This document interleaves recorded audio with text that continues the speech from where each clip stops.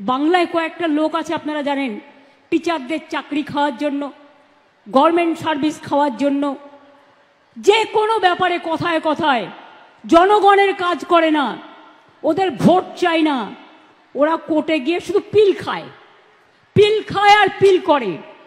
PIL করে করে বাংলার সর্বনাশ করছে। এর জন্য কোর্ট দায়ী নয়, দায়ী যারা যারা মুখে কথা বলে বড় বড়, যারা কোনোদিন কিছু মানুষের জন্য করে না। আমরা চাকরি দেব আর ওরা চাকরি খাবে। আমি পরিষ্কার বলছি, শিক্ষক শিক্ষিকারা যারা বসে আছেন গতকাল থেকে, কেন বসে আছেন এই গরমের মধ্যে কষ্ট করে?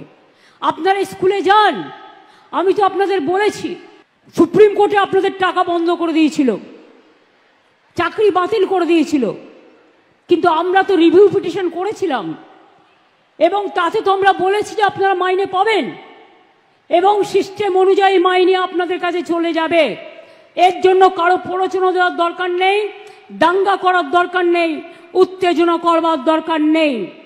আর গ্রুপ সিডি যেটা বাতিল হয়েছে, আমরা আইনজীবীদের সাথে পরামর্শ করে বাদবাকিটাও আমরা নিশ্চয়ই আবার দরকার হলে রিভিউয়ে যাব, এইটুকু বিশ্বাস আমাদের উপর করতে পারেন।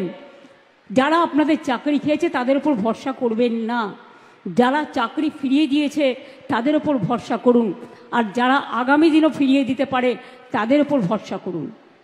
আইন আমাদের মানতে হয়, আইন মেনে চলতে হয়।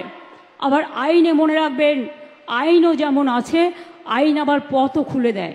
সুতরাং আপনাদের চিন্তা করার কোনো কারণ নেই। আমি তো নিশ্চয়ই চাইব না আমার রাজ্যে বেকার বাড়ুক। এরা কারা আমি জিজ্ঞেস করতে চাই। একবার ভাবতে লজ্জা করছে না যে মানুষের চাকরিগুলো করার আগে তার একটা পরিবার আছে, তার সন্তান আছে, সে বাড়ি করেছে, ব্যাংকের লোন নিয়ে কি করে শোধ করবে? একবার চিন্তা করে দেখবেন না?